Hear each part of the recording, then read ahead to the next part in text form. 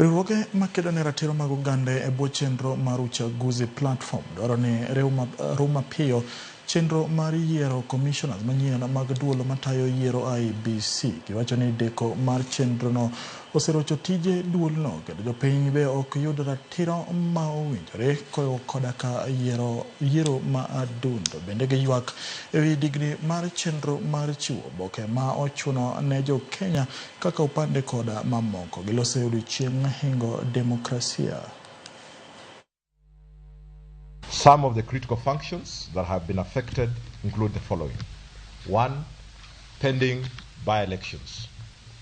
We members of Uchaguzi note with concern that a number of electoral units have remained unrepresented for a period now because of the absence of members of County Assembly Ward and National Assembly. Over 5,000 Kenyans apply for replacement of lost or defaced ID cards every day. The intended Maisha cards have a 10-year validity period, which is a major shift from the previous generation of ID cards, which had no expiry date.